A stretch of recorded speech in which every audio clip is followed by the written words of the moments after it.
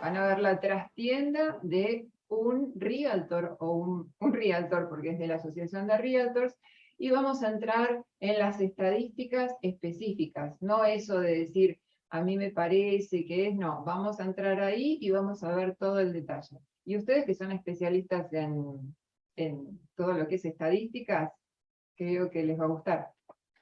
Sí, ojalá tuviésemos todo lo que tienen ustedes acá, no estamos lejos de eso.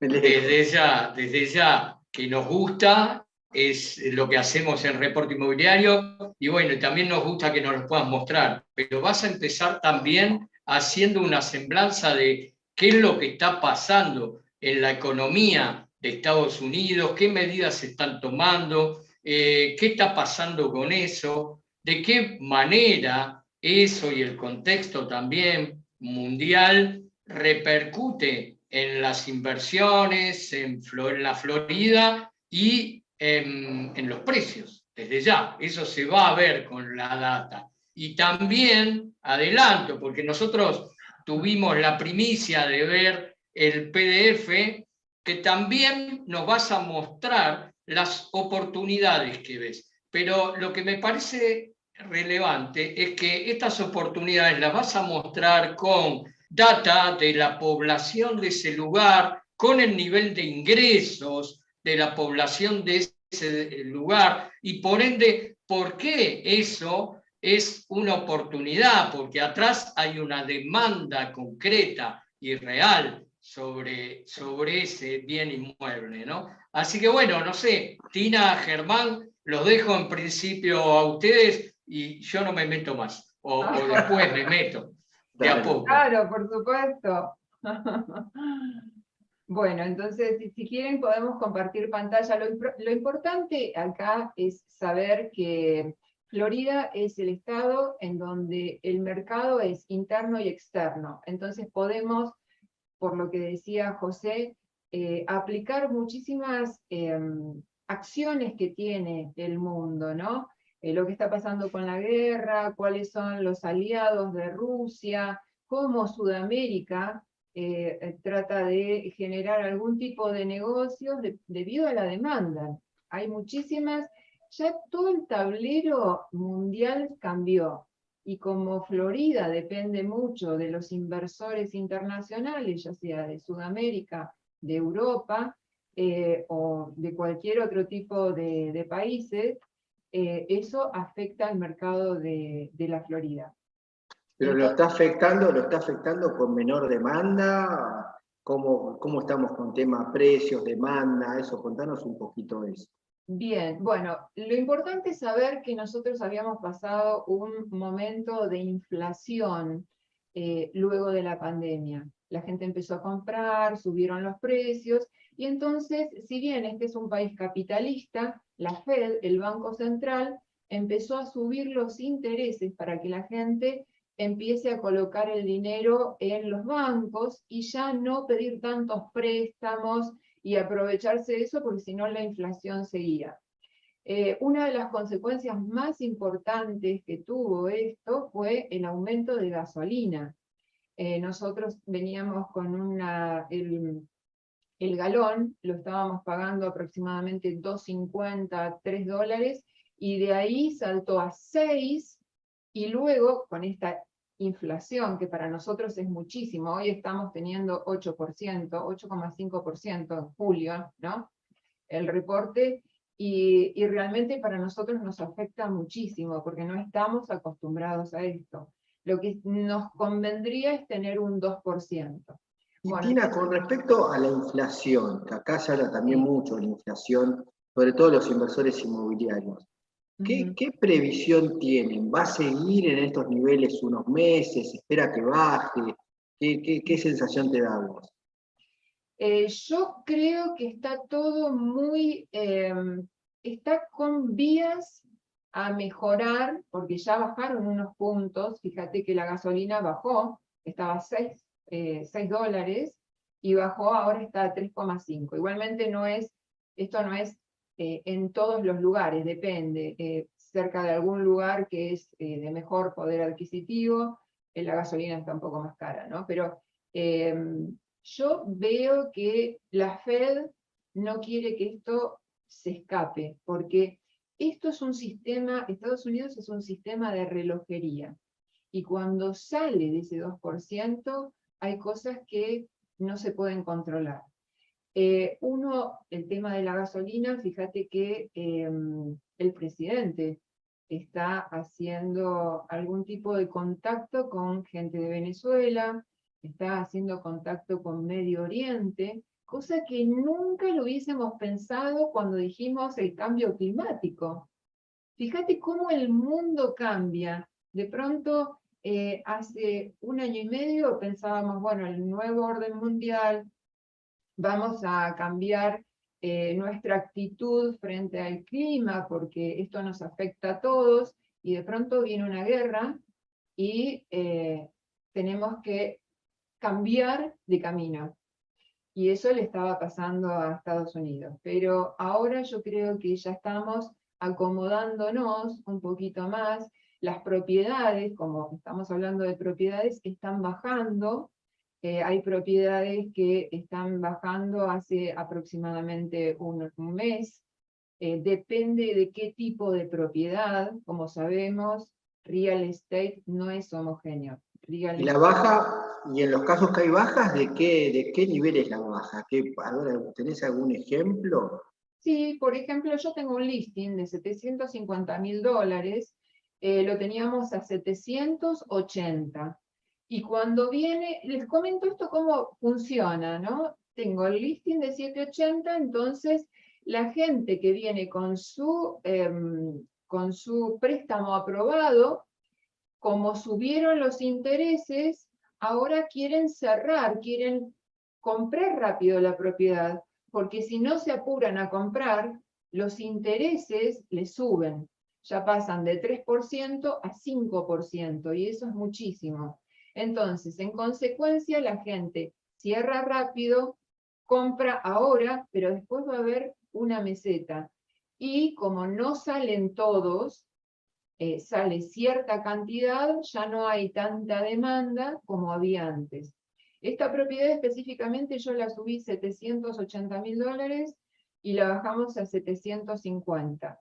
Y aproximadamente a 3, 4 blocks, cuadras del vecindario, estaban vendiéndose a $600.000.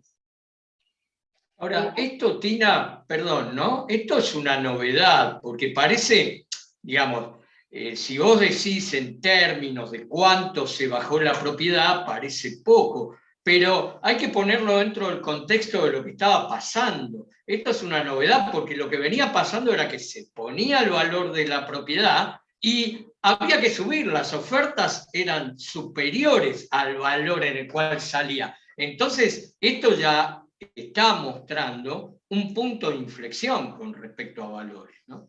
Sí, tal cual. Es como la curva de Gauss. Llegó a este punto y ahora con los intereses de la Fed empieza a bajar. Fíjate que, como bien lo decís, hace unos meses atrás, cuando había un open house, que significa que se abría la casa y se permitía que la gente entre, llene un formulario y si le gustaba hacía una oferta, había como una espera de 5 cuadras. Y cuando se subía un listing al mercado el primer día, había ofertas del full price, del precio que ponían, $20.000, $25.000 por sobre el valor. ¿Por qué? Porque había como un gap, había como una separación entre lo que se ganaba por parte, la persona que tenía su crédito pagaba un 3%, no pagaba nada. Pagaba en algunos casos con un plan que se llama FHA, escuchen bien esto, del valor total de la propiedad, que generalmente FHA, este plan, presta para $500.000, solamente con un anticipo de 3,5%. Fíjense la oportunidad de la persona a pagar a 30 años. Entonces, una persona cualquiera iba a pedir un crédito para comprar una casa de $500.000 y solo tenía que poner de anticipo 3,5%. No era nada. Entonces, por eso la gente salió a comprar. Dijo, a 30 años, quizás 2,75, 2,50, 3%, hacían un super negocio. Porque no solo el interés, sino que todos sabemos que a nivel mundial el dólar se va depreciando. No es que se mantenga, hoy compramos con $1, tiene una capacidad X de compra, pero dentro de 30 años va a ser nada. Entonces por eso se agolparon todos a comprar propiedades y por eso subieron. Entonces la Fed dijo, no, acá está subiendo todo. Bajemos subimos los intereses para que bajen los precios. Y hoy estamos en eso. Estamos ya en la curva, que lo vamos a ver después, en la curva en donde estamos bajando, el inventario, o sea, la cantidad de propiedades están subiendo, y ya entonces se empieza a equilibrar un poquito. Fíjense con solo tener al Banco Central que está subiendo los intereses, y lo tiene planificado seguir subiéndolos hasta septiembre. Por eso digo que en marzo del año 23 va a ser la oportunidad de los inversores, porque esto va a seguir acelerándose y mucha gente de la pandemia no pagó sus hipotecas. No va a ser una burbuja, pero vamos a tener buenas oportunidades para marzo del 23, abril del 23, para que todos esos inversores que tienen el cash, el efectivo, puedan venir y comprar propiedades acá de oportunidad. Y también... Cuando decís de oportunidad, ¿qué sería, para tener una idea, un departamento más o menos bien ubicado de 2 dormitorios en Miami Beach? ¿De cuánta plata tenés que hablar? O sea, el precio ese que sería teóricamente el año que viene, ¿no? Una oportunidad real.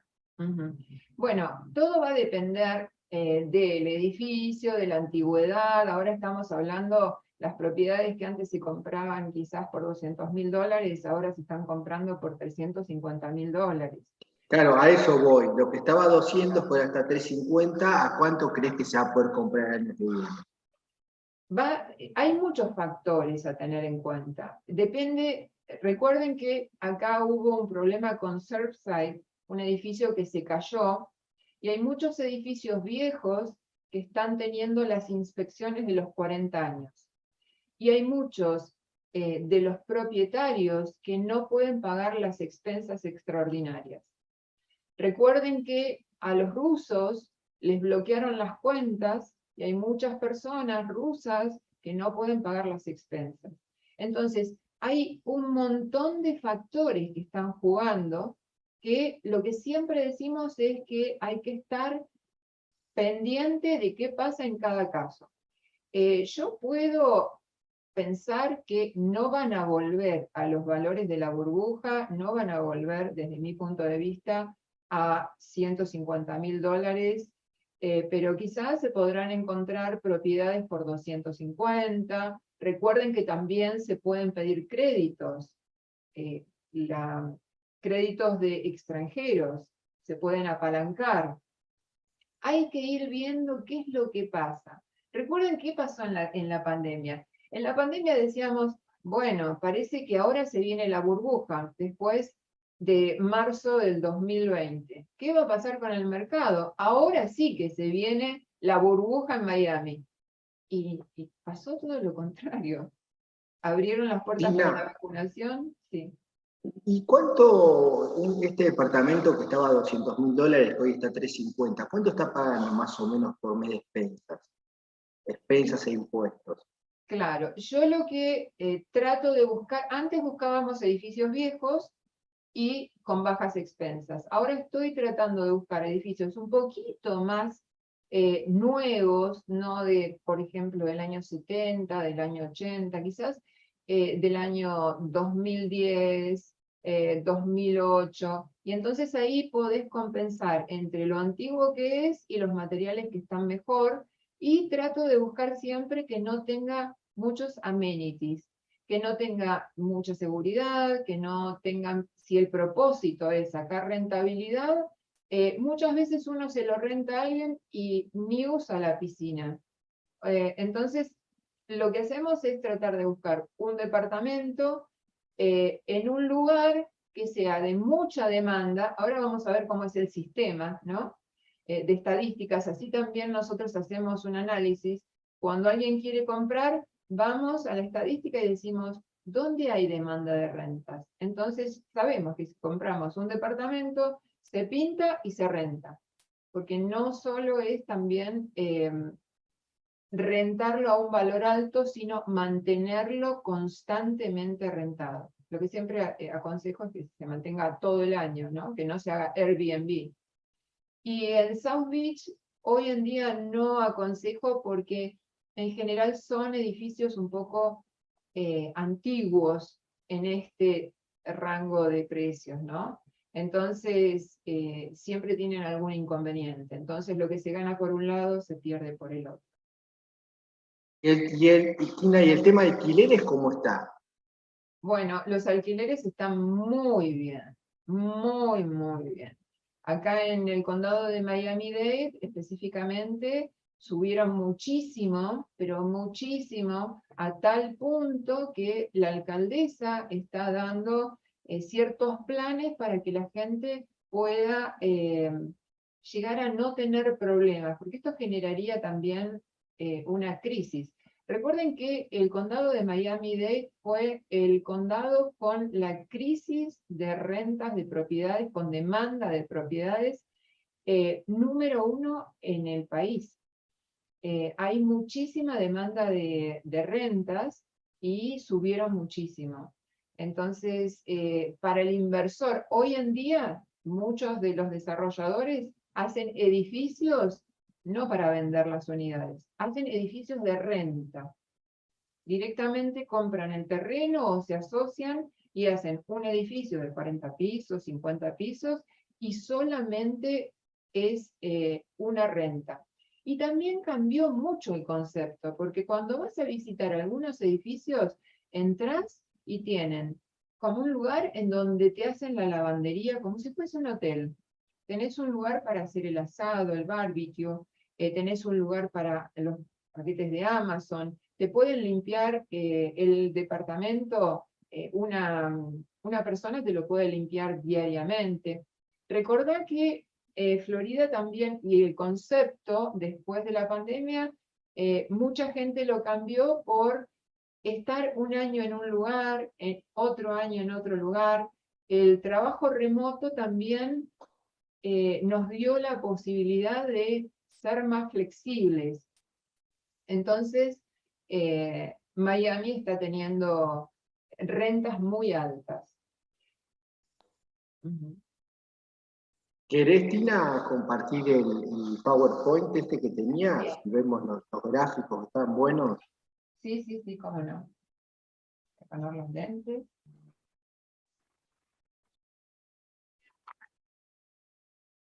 Tina, y no me dijiste, pero ese departamento que valía $200.000, que hoy está entre 50, ¿a cuánto se puede alquilar más o menos por Y mes? los alquileres están altísimos. Mira, si estamos hablando de un departamento de un dormitorio, puede llegar, depende del lugar, a estar hasta $2.000, 1.700, 1.400. Ya no hay nada menos de $1.000, en buenas zonas, ¿no? Nada es nada, ni chiquito, ni nada, o sea, Es bueno. Hay también gente que puede rentar como roommate, ¿no? Comparten la casa, pero en general no se consigue en zonas algo normal, ¿no? Creo que menos de $1.000 no conseguís algo bueno. claro, y eso te mejora mucho la renta, ¿no? Para el propietario. Claro, Con por esos eso hay valores de que alquileres. Claro, por eso hay que estar atento al mercado. Hay una época en donde se pueden hacer flips, hay una época en donde se puede comprar en subasta, hay una época en donde uno puede apalancarse comprando con crédito, hay una época en donde ahora, por ejemplo, teniendo una propiedad, hace mucho dinero con rentabilidad, y también depende en qué lugar. ¿En qué lugar? Por eso a veces cuando hablan de la burbuja, hay que pensar que la burbuja puede estar, pero en determinados lugares, en donde ciudades, por ejemplo, como Tampa, ciudades como Jacksonville, dentro de Florida, en donde se construyó mucho, y entonces la persona dice, ¿qué me conviene? ¿Rentar en mi cuota final? ¿Rentar o comprarme una propiedad? Si yo tengo que rentar a $2.000 y pagar la cuota me sale 1.500, ¿qué hago? Compro. Y entonces la burbuja no existe. Pero si yo voy a rentar, todo va a depender de qué mercado. Yo creo que si viene una pequeña burbuja, ciudades como Tampa, como Jacksonville, que están hay mucha construcción y no hay tanta demanda, es como China. En China se construye, pero hay muchísimos edificios que están vacíos. Entonces la burbuja se genera así. Cosa que no va a pasar en el condado de Miami-Dade porque hay una gran demanda, no hay material para cubrir la demanda. Entonces, desde mi punto de vista, no creo que llegue una burbuja en el condado de Miami-Dade o en el sur de Florida. Tina, ¿y costos de construcción? ¿Cuánto salió en construir una casa en Miami? Más o menos, un rango. Bueno, depende en qué zona también. En una zona alejada, quizás como Homestead, también en la época que teníamos la pandemia subió muchísimo, los materiales no sé si recuerdan que también tuvimos merma de materiales, de madera, de hierro, y subieron muchísimos los materiales y habías programado quizás hacer un buen negocio comprándote un lote y construyéndolo, y realmente en la pandemia no convenía. Lo que hicimos nosotros con los lotes y los inversores, compraron los lotes, lo esperaron, subían los valores y lo vendían. Hoy en día podés tener en metros cuadrados, podés construir, depende de la calidad, entre 1.500, 1.200, todo va a depender de la calidad. Pero bastante acomodados los costos si están en ese ramo. No son tan altos. Bueno, pero recordá que acá se construye con bloques, acá se hace, la cerámica es algo muy básico. Lo que importa acá es que el banco vea que la propiedad es nueva. Cuando el banco ve que la propiedad es nueva, él va a prestar el dinero. ¿Por qué? Porque si el que está pidiendo el préstamo no paga, él la pone a la venta y una propiedad nueva la vende rápido. No le interesa tanto si el detalle como nos interesa a nosotros los arquitectos. No se fijan en la cerámica del baño, quizás la iluminación, no, lo hacen todo muy estándar. ¿Por qué? Tina, no, perdona que te interrumpo, y hacer una casa a la Argentina, más con construcción tradicional, estructura de hormigón armado, pisos de porcelanato italiano, algo que tal vez sea, ¿tenés una idea qué costo tendría hacer algo así en la Florida? Bueno, ahí acordate que Florida no tiene el mismo suelo que tiene Argentina. El peso en general, eso yo lo había pensado cuando llegué, hablaba con un contractor y habíamos tratado de hacer, por el tema de los huracanes, una estructura en losa, ¿no? Para que no tengamos problemas con la madera. Además que acá hay problemas con las termitas y todo ese tema. Y el tema es el peso. Acordate que tenés un peso específico, yo no me acuerdo, haciendo memoria, no era de 2.400 kilos. Bueno, tiene un peso específico muy importante, ¿no? Entonces vas a tener toda la estructura, la losa, las columnas y las bases. Y el suelo no es el mismo. Acordate que acá en muchas zonas son zonas ganadas. Pantanos. Claro, son pantanos. Muchas veces para hacer los lagos va una excavadora y hace un pequeño hueco y el agua llega sola. No, acá no tenemos en general, es muy raro ver garage subterráneos. En general, todo se hace del nivel del piso hacia arriba, y lo más liviano posible. Y después también tenés el seguro. Tiene que estar dentro de las normas de los seguros, está todo muy estandarizado. Hace 3 días se cumplían, no me acuerdo cuántos años, creo que fue en el 92, el huracán Andrew, y arrasó con muchas de las casas que estaban en Homestead. Y luego de eso, el código de edificación cambió muchísimo, porque no se tenían en cuenta muchas cosas básicas, ¿no? Había techos que no estaban clavados, había ventanas, las ventanas tienen que resistir 120 millas por hora, pero no solo la ventana, sino que le tenés que, porque la ventana te resiste eso en el viento, le tenés que hacer un marco de madera, una estructura, si no se te vuela la ventana. Y hoy en día hay muchas regulaciones. Entonces, hacer una casa a la Argentina, creo que el problema, o sea, hablando de una construcción tradicional, el peso de la estructura tiene mucha incidencia. Y otra de las cosas, acá no hay mano de obra buena. La mano de obra no es una mano de obra capacitada. Hay mucha gente que... Quédate tranquila que acá tampoco.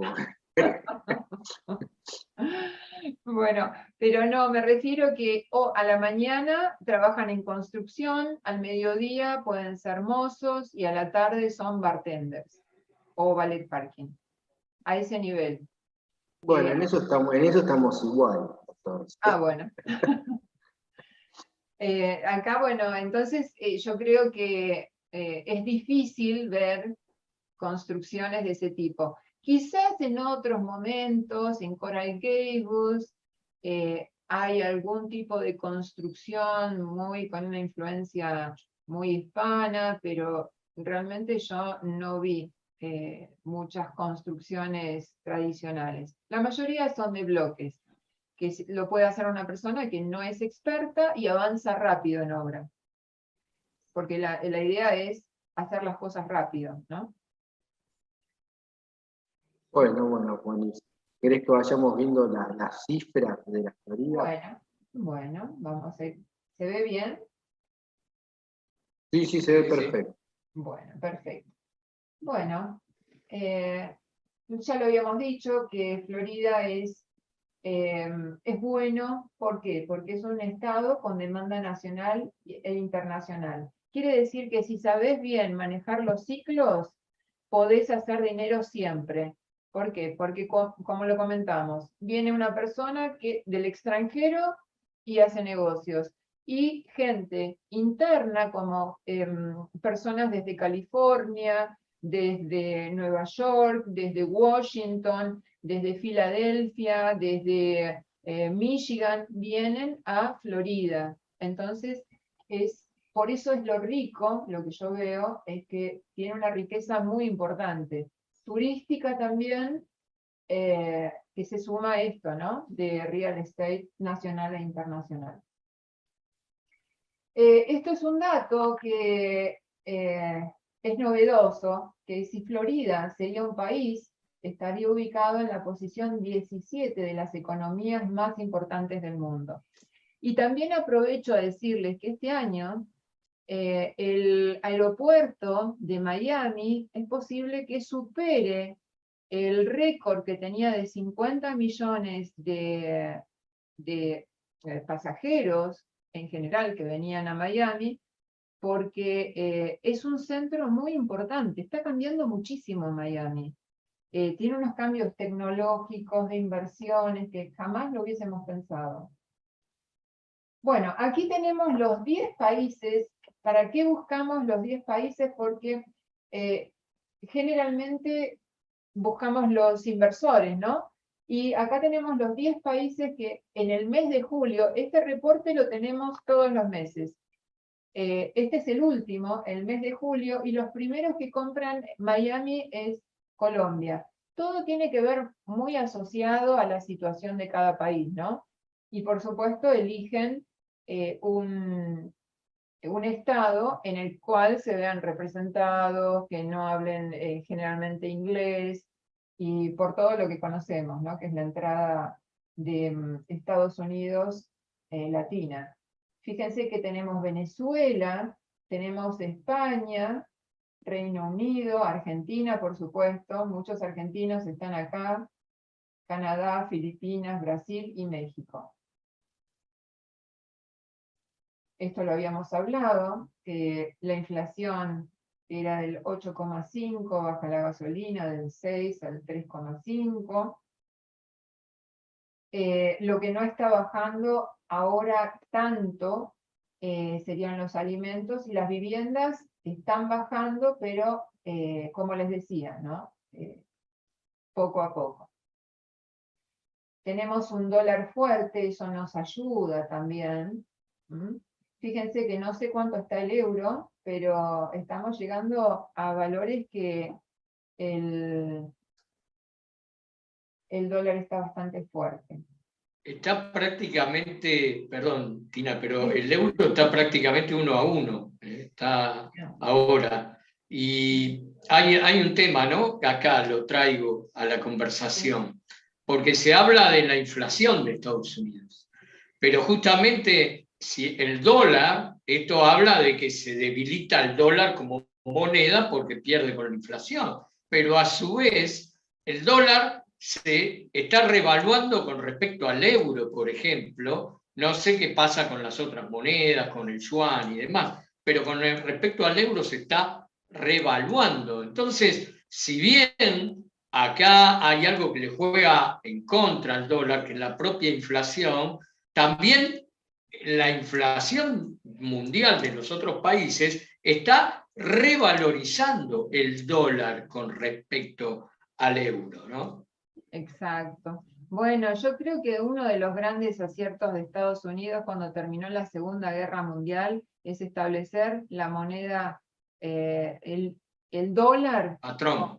Exacto. Y bueno, y después también en los contratos del petróleo, cuando estos países árabes se dieron cuenta que tenían pero muchísimo dinero debajo en los pozos petroleros, y ellos no tenían nada y querían invadirlos. Entonces Estados Unidos le dijo, bueno, te ayudo, pero todos los contratos tienen que ser hechos en petrodólares. Entonces, eso es lo que tiene Estados Unidos, que se despierta como para hacer negocios. Y eso es bueno también para los inversores, porque acá cuando vienen me dicen, pero acá es fácil hacer todo. Claro, ¿cómo no va a ser fácil? Lo que quieren es que venga gente, que invierta, que le vaya bien, y no buscan quizás que el inversor se complique. Entonces, yo creo que el dólar, bueno, hay muchas teorías, hay mucha gente que dice que también los chinos están entrando en el mercado, y puede ser que ganen mucho terreno que está perdiendo a Estados Unidos y sobre todo en Sudamérica, ¿no? Y Rusia. Lo que no hay duda es que toman decisiones rápidamente, ¿no? Si hace falta tomar decisiones de subir la tasa, la toman, no dudan y lo hacen, y justamente es lo que está pasando, por eso la revalorización, ¿no? Estados Unidos inmediatamente, cuando vio que la inflación se le estaba disparando más allá de lo conveniente para reactivar la economía, subió rápidamente la tasa. El Banco Central Europeo tardó más y está tardando más en cuanto a cuántos puntos básicos va subiendo. Entonces, eso es también lo que tiene Estados Unidos. O sea, si esto no va más, él rápidamente cambia. Esto por acá no va más, hay que tomar la decisión para otro lado. Bueno, hay que reacomodarlo y se reacomoda rápido. No hay, digamos, tanta dilación en la toma de decisiones, ¿no? Exacto, porque acá es como que, como bien decís, es hacer.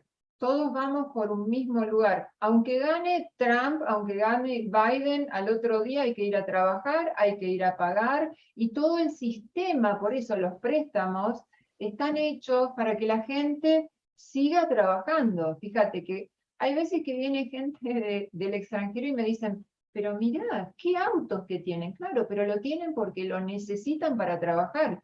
Tienen que llegar de un punto a otro y el automóvil tiene que llegar porque si no te despiden. Acá no hay sindicatos como en otros países y te dicen, mientras no te digan algo discriminatorio, te puedan decir, bueno, aquí tiene el cheque, mañana no venga más. Cosa que no está sucediendo ahora. Ahora hay un problema porque no hay tanta fuerza laboral. Ese es otro tema también bastante importante en todo este cambio, ¿no? Muchísimo, como los baby boomers se jubilaron, ahora esa gente que tenía toda una metodología ya no trabaja como antes. Y hay muchos millennials y el espíritu millennials o las generaciones posteriores que ya no tienen la misma visión, no tienen la misma actitud, no tienen, quizás son más tecnológicos. Hubo problemas con los camioneros en la pandemia, porque los camioneros eran todos baby boomers. Y es muy raro que hoy un chico se vaya a trabajar como camionero, excepto que venga del exterior. Que venga una persona, por ejemplo, de México, una persona de Centroamérica, y que lo tome como un trabajo temporal. Pero hay graves problemas, porque hoy la logística, fíjense, Amazon, ¿qué haría sin personas que hoy manejen un camión? Ya quizás en el futuro después se van a poder manejar de forma remota. Pero hay muchas cosas que hay que mirarlas porque son oportunidades. Ya las cosas no son como eran en los años 70.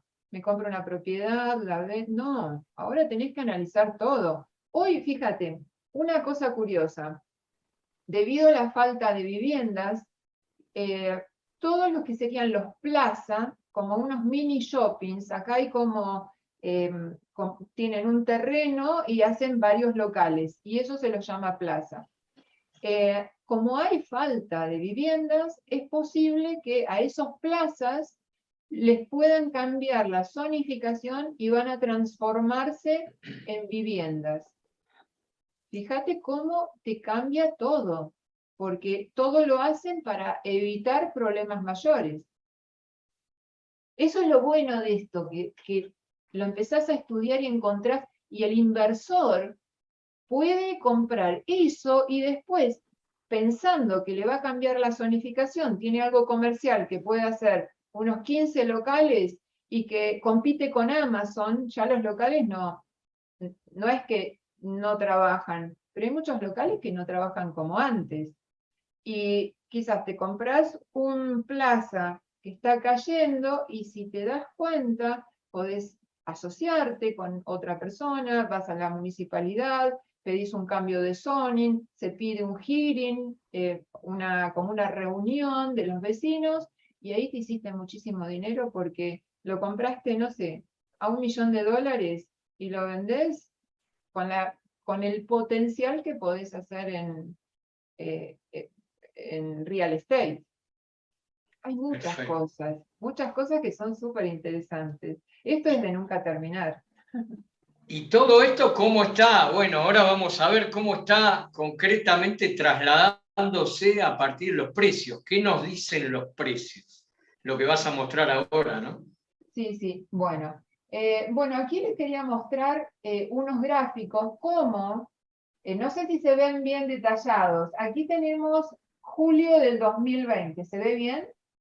Sí, se ve Perfecto. por lo menos la gráfica, ¿no? Como si, bien. sí. Bueno, estamos analizando el estado de Florida.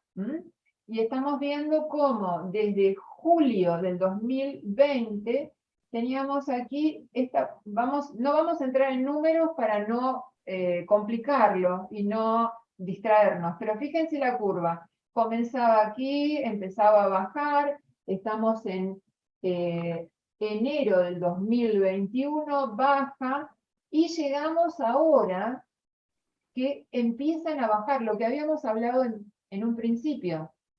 La Fed sube los intereses y entonces la gente, para frenar toda la inflación, la gente deja de comprar. Fíjense cómo empieza a bajar.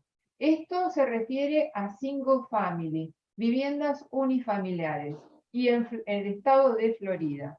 Y acá tenemos condos, que más o menos, si uno mira la silueta, acá lo que vemos que en el año 20 teníamos menos cierres de condos que de viviendas unifamiliares. Recuerden que estábamos en la época de la pandemia, la gente se quería ir a una casa. Pero también, fíjense que la curva acá baja. Entonces, era lo que yo les decía, se orienta para después venir y aprovechar cuando se empiecen a bajar los valores. Si se bajan los cierres, quiere decir que no hay interés en compra, sino estarían subiendo. Acá tenemos el promedio de venta de las propiedades. Y acá también vemos cómo va subiendo. Esto es en el año 20, 21. Y acá volvemos a bajar. Ahí vemos la curva otra vez. Y esto sigue siendo single family y esto sigue siendo condos. Son muy similares. Fíjense que el comportamiento es muy similar. La media del tiempo para vender. Acá las propiedades se llegaron a vender casi en 12 días, por un periodo muy corto. Acá tenemos, fíjense que en el año 20, seguimos en julio del 20, tardaban 80 días. Y fíjense cómo cada día tardaba menos. Esto sigue siendo single family y esto condominio. Tardaba menos hasta este punto que es abril del 2020 y ahora tarda un poquito más. La Fed subió los intereses, entonces la gente ya no compra tan rápido. Y lo mismo con los condos, que se comportan más o menos parecidos, no iguales, pero parecidos. El inventario. Fíjense que el inventario también, seguimos con single family, pero ahora el inventario sube, porque la gente no compra. Y si yo publico propiedades y sube el inventario es porque la gente no compra. Entonces se está estabilizando la economía. Y lo mismo ocurre con los condos, que es un poquito menos pronunciado, ¿no? Es un poquito más tranquila la curva. Bueno, acá explico un poquito por qué subieron las propiedades en Miami. Había mucha demanda, mucho más que la oferta. Como todos sabemos, por parte empezó Trump dando unos incentivos a la gente para que se mantenga en sus casas y no se propague el virus. Y entonces todos estos ahorros generaron lo que era el aumento de la inflación. Y después lo que hizo la Fed es ponerle tasa cero para mover la economía, porque la gente estaba en su casa y no generaba nada, estaba todo el mundo congelado. Bueno, eso es a nivel mundial. ¿Por qué subieron los alquileres en Miami? Bueno, hay algo que se llama forbearance o foreclosure. Forbearance es algo que le permitieron en la pandemia a las personas que no podían pagar su hipoteca un término como diciéndoles, pueden esperar en el pago, no se les va a perdonar el pago, pero sí lo pueden hacer diferido. Pero la gente, en muchos casos, utilizó ese dinero luego de la pandemia, después de estar recluidos, se fueron de vacaciones, salieron, pensaron, cambiaron muchos la mentalidad. Dijeron, mejor disfruto hoy porque mañana me puede pasar algo. Entonces, mucha gente perdió sus propiedades y esa gente que pierde su propiedad sale al mercado de renta. Entonces, ¿por qué subieron los alquileres en Miami? Uno de los factores fue ese, el forbearance, que no se cumplió con la obligación, y en algún momento el banco le iba a decir, bueno, ya te dieron la oportunidad, ahora ya perdiste la propiedad, te vas del mercado, te tenés que ir de esta casa y bueno, te tendrás que alquilar una propiedad. Entonces empieza mayor demanda para los alquileres, por eso empezaron a subir los alquileres. Además, en el condado de Miami-Dade no hay una legislación todavía, pero ahora se empezó a hacer un montón de cosas nuevas con respecto a estos problemas. Los problemas de la vivienda, ya están trabajando los congresistas, están trabajando el mayor, todos están trabajando para ver la solución. Hay mucha, por lo que habíamos hablado, hay mucha migración temporaria, mucha gente que viene para acá a trabajar remotamente, vienen, están en la playa, hacen trabajos de diseño, son brokers de bolsa, entonces tienen demanda temporal, no se quedan acá. Trabajadores se reactivaron los hoteles, entonces hay muchos trabajadores que trabajan en esos hoteles o en restaurantes y también tienen demanda por renta. Generalmente esa gente o es golondrina, ¿no? Es gente que viene de algunos otros lugares, es una actividad, la hotelería, que les da mucho dinero a la gente, o por ejemplo los mozos ganan muy bien y rentan temporariamente. Y bueno, lo que dijimos del trabajador remoto. Todo tiene que ver con todo. Bueno, una de las oportunidades que habíamos hablado, comentado hace un ratito, que como la construcción se fue muy cara, empezamos a orientarnos a buscar el resguardo de ese dinero que perdía valor por la inflación. Buscamos el resguardo en el nicho de compra de lotes. Y lo que hicimos era comprar lotes y no construir porque estaba caro o había muy pocos materiales y se quería terminar la obra y no se podía. Entonces empezamos a descubrir zonas en donde se podían comprar lotes, dentro de todo Florida. En general lo que encontramos son varias ciudades, pero no en la misma ciudad, sino que en los alrededores. En Orlando, por ejemplo, el análisis que hacemos es qué población tiene, bien como decías, José, hoy, con respecto a la información, ¿no? A los datos. El sueldo que tiene la persona, es como marketing esto. Uno, para poder tener un producto que se venda bien, tiene que analizarlo bien, y no hacerlo con el gusto de uno. Muchas veces la gente dice, bueno, yo creo que esto me gusta a mí y se lo voy a poder vender a alguien. Y creo que es erróneo. O puedo comprarme un departamento porque tengo pensado ir 3 meses a Miami y después lo rento. No, hay que ver qué es lo que demanda el mercado, ver el perfil del consumidor y en base a eso tratar de buscar el producto. Entonces, acá nosotros lo que hacemos es ir analizando ciudad por ciudad. Vamos por esta es la número 10 y después vamos a llegar a la mejor. Orlando tiene posibilidades de poder comprar algunos lotes cerca. Analizamos lo que es el promedio de la construcción, fíjense, 409. Siempre haciendo algo muy general, porque todo es muy específico también. El promedio de la renta, 1.210. En Ocala se han vendido hace aproximadamente 20 años, empezaron a vender lotes y hoy es una gran ciudad en donde se puede invertir. También la población es mucho más pequeña, acá también tenemos los comparables con el sueldo. Port St. Lucie, también. Fíjense las rentas, ¿no? Acá nosotros podemos saber también, como habíamos hablado, de acuerdo lo de la renta, si se construyó mucho y la renta es muy baja, si se viene una burbuja o no se viene. Eso también nos indica, ¿no? Por Meyers, que es una zona también muy apetecida por muchos inversores.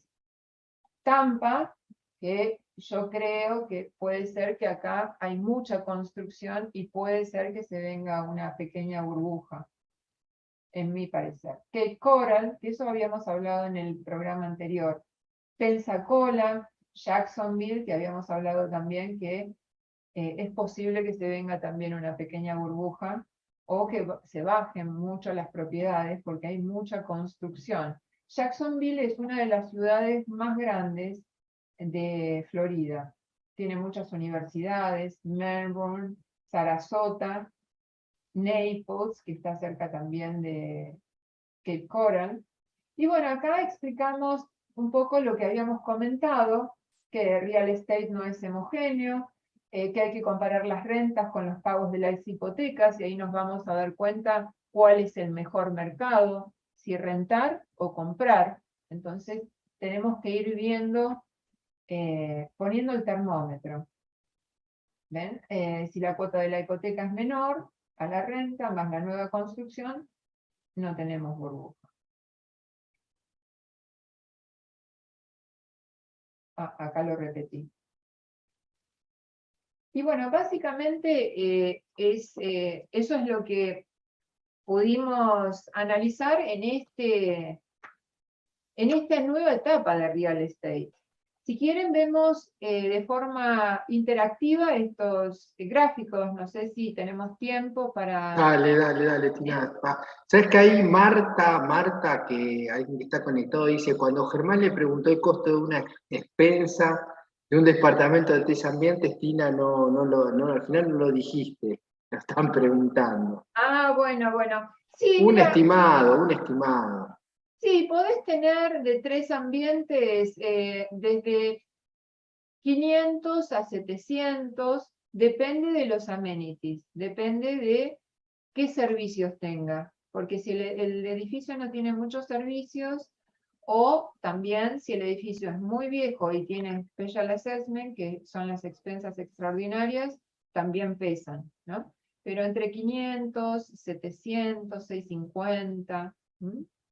Hay veces... Ahora, Gracias. qué importante tener esos datos también, ¿no? Porque como vos decías, cómo repercute en la renta, porque repercute en definitiva en la renta neta que vas a recibir. Entonces es uno de los tantos datos que hay que ver o que hay que observar, que hay que saber, que hay que tener en cuenta justamente esto. Un edificio antiguo puede sufrir rentas extraordinarias y más ahora que hay una mayor rigidez por parte de las autoridades en cuanto a controles, en cuanto a exigencias, desde el punto de vista ambiental, desde el punto de vista de la resistencia, por lo que sucedió con el derrumbe de hace un par de años atrás. Entonces, ¿cómo hay que observar todo este tipo de cosas? Que a veces el precio mismo de venta lo está reflejando y otras veces no. Y otras veces está en el precio y se piensa que se va a obtener un alquiler, pero en definitiva ese no es el alquiler que se va a llevar al bolsillo, ¿sí? Porque si la expensa la tiene que afrontar el inquilino y esa es muy alta, de repente compite contra el valor del alquiler, contra la posibilidad de obtener un buen alquiler, ¿no? Claro, hay que tener en cuenta que acá las expensas las paga el propietario. Con No, más claro, razón, porque te afecta directamente. claro. ¿Por qué las paga el propietario? Porque el consorcio, si no pagas las expensas, te puede hacer un foreclosure, te lleva a la corte por esa deuda porque estás afectando a la comunidad y te puede vender el uso y goce del departamento. No te va a vender el departamento, pero se va a apropiar del uso y goce de la propiedad para cobrar las expensas mediante el alquiler o le retiene lo que cobra de alquiler al inquilino. Y después lo deja en una cajita, deja el restante y, bueno, se lo dará al propietario. Pero todo esto es para mantener la comunidad bien. Y para otra cosa, porque si en ese mismo edificio hay delincuencia, acá se dice delincuencia, ¿no? Como que hay gente que debe mucho, si uno de los dueños de ese departamento quiere vender su departamento y hay alguna persona que va a pedir un préstamo al banco, y si ese edificio está lleno de deudas, no le va a prestar, le va a afectar la venta al que quiere vender y que paga sus expensas. Entonces, eso está tan bien hecho el sistema, que acá uno tiene que hacer las cosas como debe para no afectar a los demás. Entonces, ¿qué quiere decir? Que si no pagas las expensas, viene el consorcio y te dice, tiene tal día para pagar, multa, viene el abogado, le inicia un juicio, si no paga, se le avisa al inquilino y le dicen que el inquilino tiene que pagar al consorcio.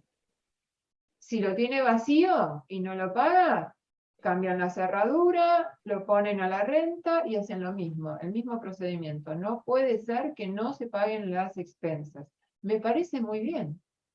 No, es excelente, pero qué importante tener en cuenta estos detalles y estar bien asesorado, investigar muy bien estos detalles para saber cuando uno ingresa con una inversión, ¿no? Porque muchas veces se prometen rentabilidades altísimas y todo, pero no se habla de los otros costos asociados, como son las expensas y estas responsabilidades, que si el departamento o la unidad no se alquila, hay que, digamos, la expensa hay que pagarla religiosamente, ¿no? Exacto, sí, sí, por supuesto. Y sin tener en cuenta lo que habíamos hablado, creo que en el programa anterior, que muchas veces uno compra un departamento y se piensa que compra el terreno, la porción del terreno, ¿no? Como en la 13.512, y en muchos casos está comprando un co-op. Mucha gente viene y me dice, ay, sí, porque Tina, me enviaste un montón de propiedades, y las que me enviaste son caras. Mira, yo estuve mirando en internet, estas están $50.000 menos. A ver, ¿qué es? Esto es un co-op. Quiere decir que compraste una acción dentro de un edificio y tenés uso y goce de tu departamento. Pero si querés poner un clavito, no sos dueño.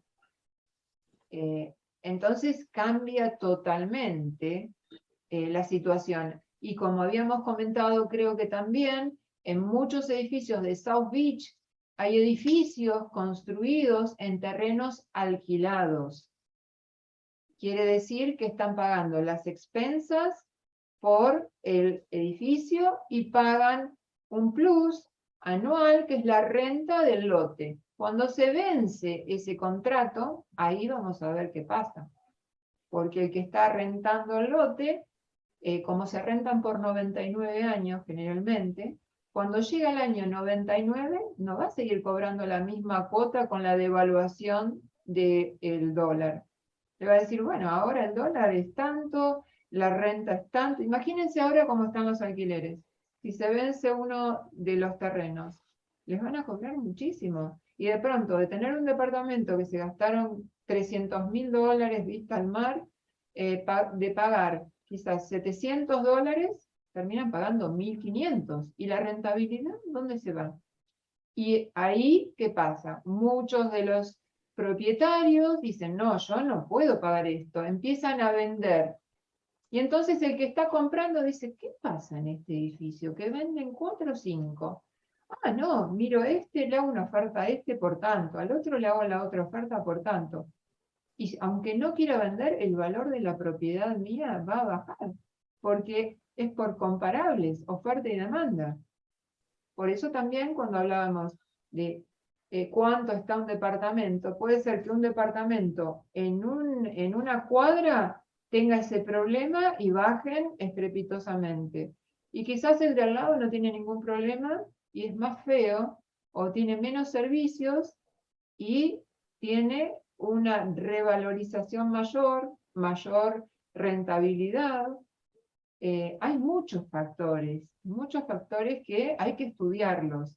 Por eso nosotros decimos que hacemos lo que se llama ciencia en real estate. Analizar la data, analizar el caso por caso, ir a caminar, ir a mirar, hablar con la gente. Hay muchas cosas que se... Y además porque es muy interesante. Todo lo que yo les digo son cosas que yo he vivido. Ya vamos a cumplir el año que viene 40 años en el mercado de real estate. Ya era una niña cuando empecé. Pero son todas cosas que se van aprendiendo con los años, ¿no? Y después salen natural. Y hay que tener cuidado de no comprar cualquier cosa, porque después todos los errores se pagan con dinero. Bueno, vamos a ver, si quieren, un poquito el mapa interactivo. ¿Les parece? Como para ver concretamente de dónde surgen los datos, ¿no? Y la data, y un poco lo que decía Germán al principio, ¿no? Que también decía, ¿no? Que cuánta data y qué transparente que hay.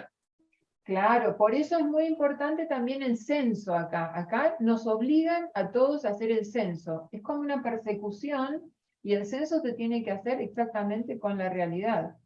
Porque son herramientas que nos brindan soluciones a problemas. Vas directamente, específicamente al tema. Bueno, fíjense que acá los gráficos que les mostré surgen de este sistema, que es el sistema que depende de la Asociación de Realtors. Y estas son todas estadísticas. Aquí, como venimos hablando, elegimos el estado de Florida, que es este. Aquí está también. Uno tiene la opción de buscar distintos tipos de ciudades también. Entonces, vamos a ver Florida. Acá en este caso vemos las propiedades que se cerraron, podemos buscar alguna otra cosa. Cash sales, por ejemplo, todas las que se vendieron en efectivo, para cambiar, para ver cómo trabaja la carta interactiva. Y buscamos single family, viviendas unifamiliares. Le ponemos apply, y ahí tenemos desde julio de 2020 hasta, acá tengo que cambiar esto, hasta julio del 2022. Está todo actualizado. Y esto nos permite, fíjense, es todo interactivo, nos permite ver cómo funciona el mercado, qué tendencia tiene. Y acá lo tenemos, no en un Excel, pero en números. Igual yo veo, sí, una caída en los últimos meses, pero que se mantiene bastante arriba, ¿no? En las cantidades. Claro, fíjate, sí. Bueno, estamos hablando específicamente de cash acá, ¿no? Claro, sí. Fíjate, en el 21 bajó, enero del 21, y sí, van bajando. Y por eso va a depender mucho también de la influencia de los países, por ejemplo, el primero que es Colombia, lo que suceda en los países para venir a comprar de forma cash también. Claro. Acá podemos tener los que...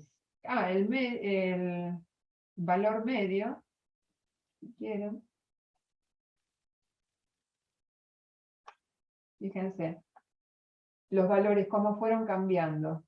En julio del 2020 estaba entre $280.000 y $300.000, y ahora estamos en julio 2022. El pico fue en mayo 2022, de aproximadamente $420.000. Estamos hablando de single family, vivienda unifamiliar. Ese es el nivel medio. Claro, medio. Claro. Para lo que estamos acostumbrados en Argentina es Uh-huh. Y entonces, fíjense que se mantuvo mayo 22, junio 22, y después ya empieza a bajar cuando la Fed empieza a cambiar los intereses. Pero en 2 años, 3 prácticamente se duplicaron los precios. Sí. Es una barbaridad. Claro, el ritmo de aumento fue increíble. Se ve ahí en la pendiente de la serie, ¿no? Y bueno, ahora se ve como que está ahí como un punto de inflexión y se verá hasta qué nivel retrotrae, ¿no? Eso es una incógnita, pero pareciera que sí, que esto pasa, seguramente pasa, porque las autoridades ahí económicas de Estados Unidos la tienen clara, o sea, saben que cuando, y lo pueden manejar, saben que cuando necesitan acelerar la economía, bajan la tasa, la gente pide crédito y listo, se vuelca a hacer actividades productivas, a comprar propiedades, a construir, a otro tipo de actividades. Y cuando necesitan, y eso le empieza a generar inflación, y necesitan desacelerar la economía, enfriarla, suben la tasa. Y la respuesta es la contraria. O sea, es como que tienen una manijita con dos, ¿no? Para abajo, para arriba. Y de acuerdo al termómetro que le da, la suben o la bajan, y la economía responde a eso, porque el resto de las reglas funcionan y responden a eso. Está acompañado por todo el sistema, no es solo el económico, es el legal. Y acá con respecto a eso, al legal, te hago una pregunta que hizo Marta Clarich acá en el chat. ¿Cuánto tiempo demora el juicio? Yo calculo que debe decir al juicio ese si no se pagan expensas, que fue al que vos te referiste. O sea, ¿se encara el juicio? ¿Eso es rápido? Sí, generalmente funciona así. Por ejemplo, hay un copropietario que no paga el primer mes, se lo intima y les dicen, tiene una multa por no pagar ese primer mes. Todos los edificios son como clubes, cada uno tiene sus normas específicas, pero en general el primer mes les cobran late fee, les cobran una multa. Y generalmente esperan 3 meses. Luego de esos 3 meses, lo llevan a un abogado para que comience a hacer una demanda y les cobra generalmente ese abogado $1000 para iniciar la carpeta. Quiere decir que a la deuda de expensas de 3 meses les van a poner los punitorios, el abogado le va a cobrar sus honorarios, y entonces, que son 1000, más, acá te cobra un abogado generalmente por hora $400 o 500, más la hora, y después, bueno, cuando ya todo eso se ve que el propietario no se molesta, o no contesta nada, o no paga, o no expone su problema, el abogado lo que hace es llevar el caso a la corte. Inicia una demanda y entonces eso se lleva a una subasta también. Por ejemplo, hay veces que la gente me decía, Tina, fui a ver y comprar en la subasta y ¿sabés cuánto se vende este departamento? $10.000. Le digo, no, eso es el foreclosure de las expensas. Porque vos podés ir a comprarla a la subasta, entonces comprás eso y comprás el uso y goce. Si nadie compra en la subasta, el edificio se queda con el uso y goce de la propiedad, porque no hubo nadie que ofreció nada por eso. En muchos casos, en la burbuja, yo lo hice con departamentos de Brickell. ¿Por qué? Porque en esa época los departamentos de Brickell daban muy buena rentabilidad. Uno podía alquilar un muy buen piso a $4000 y pagaba en la subasta, o quizás obtenía el derecho, el uso y goce por, no sé, 10.000. Y hasta que el banco, si es que el banco también estaba actuando en contra de esa propiedad, hasta que el banco terminaba su juicio por la deuda de la propiedad, uno compraba esa subasta y la rentaba, pagaba las expensas no se pueden dejar de pagar, y entonces uno ahí generaba otro negocio. Puse $10.000 y estoy cobrando $4000 todos los meses. Y me quedo 3 años y cobré 3 años de $4000. Y cuando viene el banco, lo único que hice es pintar, pagar las expensas. Entonces, hay muchos negocios que se pueden hacer. Pero básicamente, yendo a la respuesta, puede ser que, depende del abogado, pero esto se resuelve quizás en 8 meses, 9 meses. En la pandemia tardó un poquito más, porque eran condescendientes con la gente que tenía COVID. Y ahí muchas veces se hacía por Zoom, y a los jueces le decían, bueno, yo tengo COVID, no puedo pagar, y entonces era como que se alargó un poquito, pero quizás se puede tardar 1 año, 8 meses, depende del abogado. ¿Mm? Pero hay muchos, como vieron, hay muchas cosas ricas dentro de real estate. Muchos negocios que se pueden hacer, pero hay que saber justo Cuidado. dónde tocar. Y con cuidado. Y bueno, justamente otra pregunta que habla de eso, ¿no? Como para tener cuidado y que pregunta también Marta, ¿qué pasa si el dueño del lote no renueva el contrato a los 99 años? Perdón, no, dice, soy Carlos. Dice, Ajá. 99 años. ¿Qué pasa? Ah. ¿Puede no renovar? ¿Puede existir esa posibilidad en un contrato original? Bueno, les voy a contar un caso que ese sí, la verdad es que nunca escuché que el dueño de la tierra no renueve. Sí, escuché que les cobran muchísimo.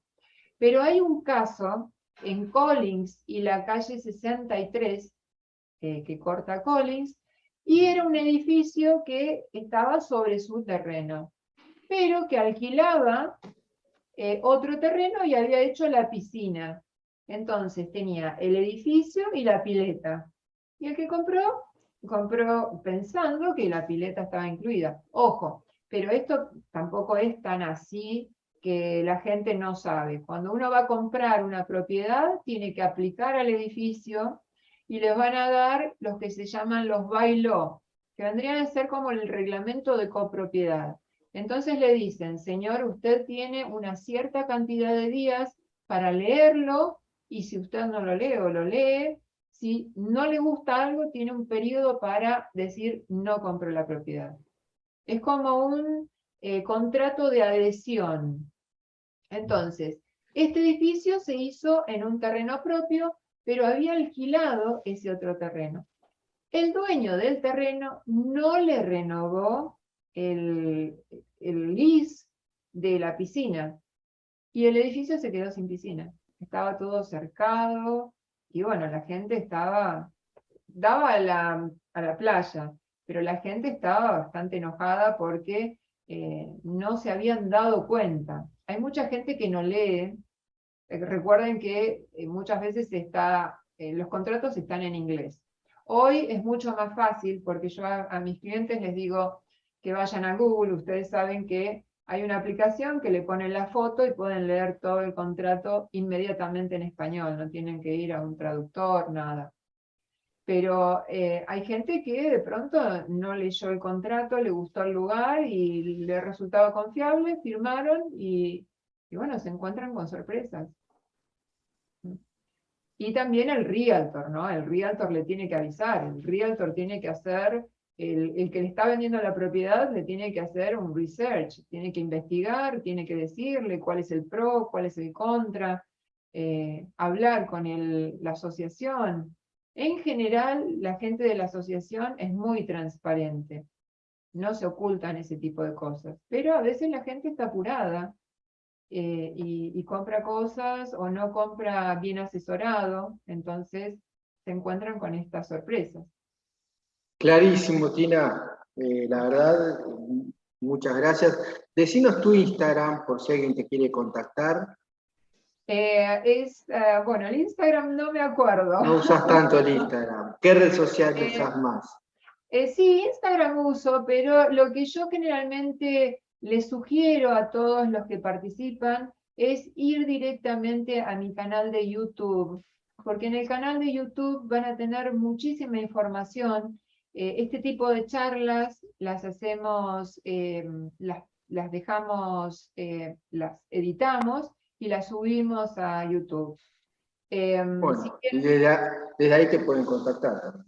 claro, sí, sí. Y si no, por WhatsApp pueden escribirme y después el que está interesado les envío directamente Instagram por WhatsApp.